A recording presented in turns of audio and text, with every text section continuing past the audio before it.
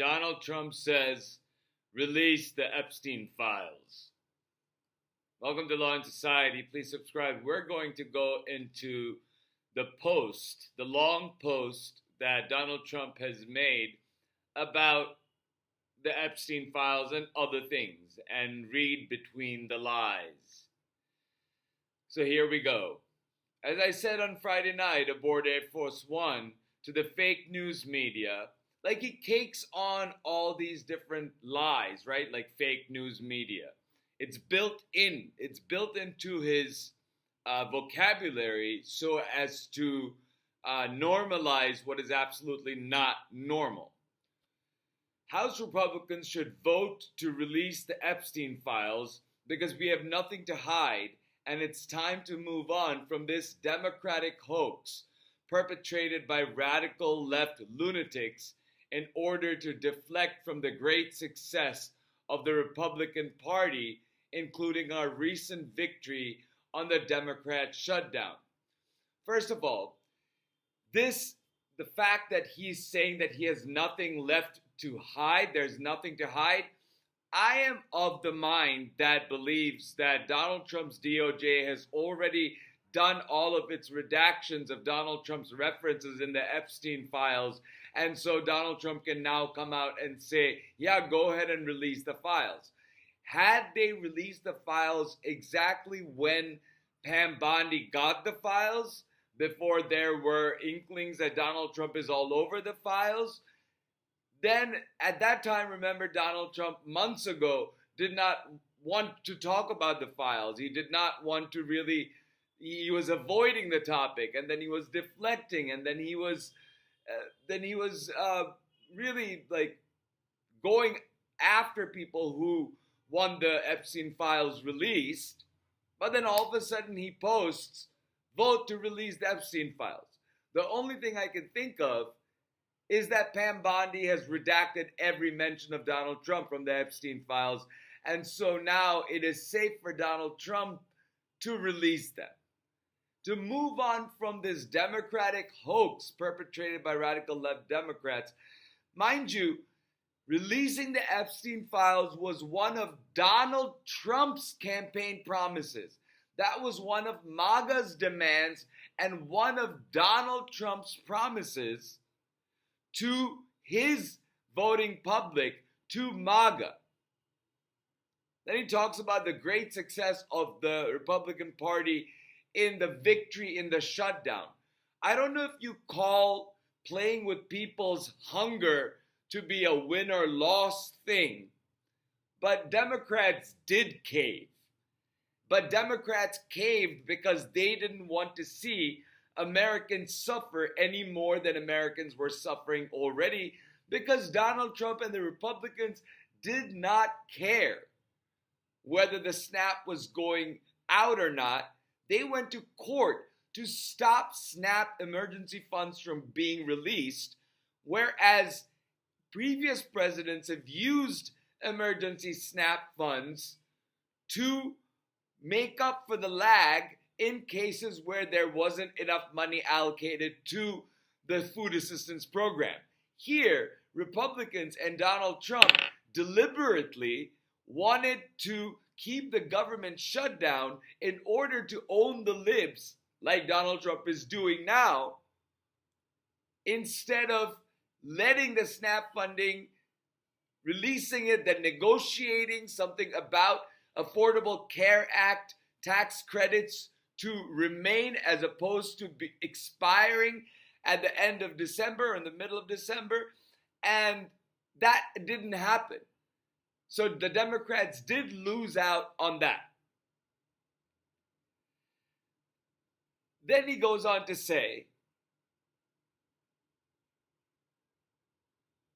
the Department of Justice has already turned over tens of thousands of pages to the public on the Epstein, are looking at various Democrat operatives. Now, the tens of thousands of pages that were released by the DOJ were already public record, and they were not information that would support the claims of the survivors and also provide reference to which particular influential, powerful men were abusing little girls and effectively raping girls on Epstein's island. We don't know about all of that information because the DOJ's investigative information is still under wraps. And that's perhaps, they don't want to release them, so they are trying to investigate, open up the investigation into the Epstein victims and survivors in order to say that we can't release information from when there's an ongoing investigation. But here, Donald Trump undercuts it all by saying release the files. So maybe they will release the files. And the Democrat operatives they're going after is Bill Clinton, Reid Hoffman, Larry Summers, etc. Now, let them go after. It is completely all right for them to go after these Democrat operatives, however you want to put it. Anybody who abused children should be held accountable. It doesn't matter if it is a former president or if it is a current sitting president. And their relationships to Epstein, and the House Oversight Committee can have whatever they are legally entitled to. I don't care. So he's realizing that he's losing the Epstein fight both in chambers of Congress as well as in the court of public opinion. And now that he has been redacted from the files, he has nothing to lose if those files come out. All I do care about is about that Republicans get back on point, which is the economy, affordability, where we are winning big. First of all, Donald Trump promised to lower the cost of living on his first day of office. Not only did he fail to fulfill that promise, inflation has been going up consistently month over month since he has been president. And the last time he talked about affordability, he said he doesn't want to hear about affordability. This is the first time that he's coming out talking about the economy and affordability. And apparently he's already winning big because he is taking off tariffs on food products because that's the way he wants to lower inflation. In a way that is also admitting that tariffs are causing the inflation. And they are not winning big on affordability because majority of grocery items are still more expensive today than it was when Donald Trump took office. Our victory on reducing inflation, which they have been largely unsuccessful at, from the highest level in history to practically nothing, that's not true. There's always some level of inflation that happens. Prices go up, but not this consistently, not this way when wages stagnate and jobs stagnate. Our victory on reducing inflation from the highest level to nothing. Okay, that's not true. Bringing down prices for the American people, delivering historic tax cuts, bringing down prices for the American people was his central promise. And here we are in the 10th month of his presidency without him having actually accomplished anything to bring down the prices. In fact, what he has done is impose taxes on the American people by tariffing products that are coming into the United States, and companies are passing that along to consumers. Delivering historic tax cuts. Remember, delivering historic tax cuts to the wealthy. He has done nothing to cut the expenses of regular working people. In fact, with the expiry of the Affordable Care Act and with the SNAP cuts that's coming up in his big bad bill, Donald Trump will have taken away thousands of dollars from poor and working families instead of giving them tax cuts. Gaining trillions of dollars investment into America, a record. There's no record, first of all, of the trillions of dollars in investment coming in because of the tariffs, and the number is actually closer to 200 billion as opposed to some trillions, which is not happening. Trillions of dollars is not coming into the United States in investment, and it hasn't happened, and it's been 10 months since Donald Trump has been president. Rebuilding our military. Our military was already good. Our military was ready. Our military had a strong backbone. We had strong policies that supported all service members. And now we have a military that is being led by Pete Hegseth, who doesn't want fat people or bearded people or transgender people in the military. Securing our border. How he has specifically secured our border, other than by deploying troops, I don't know. And whether that really is securing our border any more than our border was secure before, maybe marginal. But what is not marginal is the cost of these extra troops being deployed to the border. Deporting criminal aliens. 70 to 80% of the people, no, I think it's more than that. I think 95% of the people who are being detained and illegally seized, don't have a criminal record. And in their ploy to get rid of illegal aliens, there's no such thing as illegal humans. They're undocumented immigrants. And the fact that they are not criminal is being showed over and over and over again in more cases than not. Like, for example, none of those alleged Tren de Aragua members in the Chicago apartment complex that was raided by ICE, none of them were implicated in that particular raid. But they are going after illegal aliens. And under the guise of that, they're going after homeless people, mentally ill people, people who are Antifa, people who identify as anti-fascist. So the dragnet of the police state that he hangs on criminal, illegal aliens is actually a dragnet to bring everybody to heel who opposes Donald Trump's regime and police state. Ending men and women's sports. Stopping transgender for everyone. What does that even mean? Transgender for everyone? Nobody wants to be transgender if they're not transgender. Nobody wants their life to be difficult at a time, especially now, when living as transgender people is difficult and you're subjected to harassment constantly. A historically marginalized group, and here is our government facially discriminating against a group that has been historically marginalized and attacked and pushed to the fringes. And you're just proud of it? You're proud of terrorizing transgender Americans? Then he goes on to say, nobody cared about Jeffrey Epstein when he was alive. Well, yeah, they did. He was in jail because of what he did. He was in prison because of what he did. And so is Ghislaine Maxwell, who you have moved to Club Fed, who's getting her food done specifically and living there and has a puppy.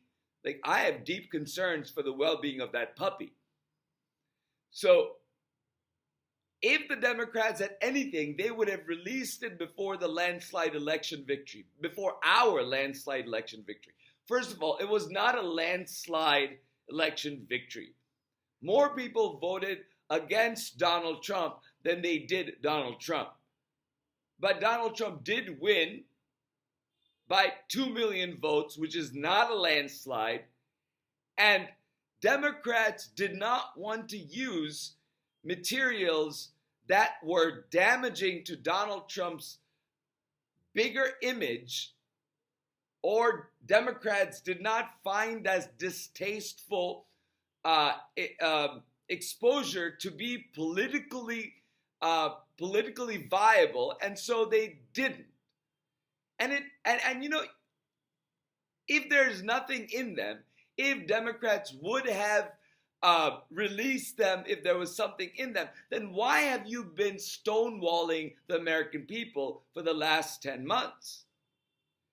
Then he goes on to say, some members of the Republican Party are being used and we cannot let that happen. I think he's referring to Marjorie Taylor Greene because he's seeing more and more Republicans turn away from him on the Epstein issue and on the issue of the fact that American people are not happy about the cost of living and the fact that their health insurance is going to expire and their health insurance is going to double and triple once the Affordable Care subsidies expire. Let's start talking about the Republican Party's record-setting achievements. What are the record-setting achievements? Inflation, detainment of undocumented immigrants, as well as U.S. citizens being wrangled up in Donald Trump's illegal raids, tariffs that have increased the price of everything and has increased the price of trade, wrong decision, connections with different new allies who are not traditionally American allies, and essentially unfriending and cutting ties with Europe, Canada, Mexico by imposing tariffs, China by imposing tariffs, India by imposing tariffs.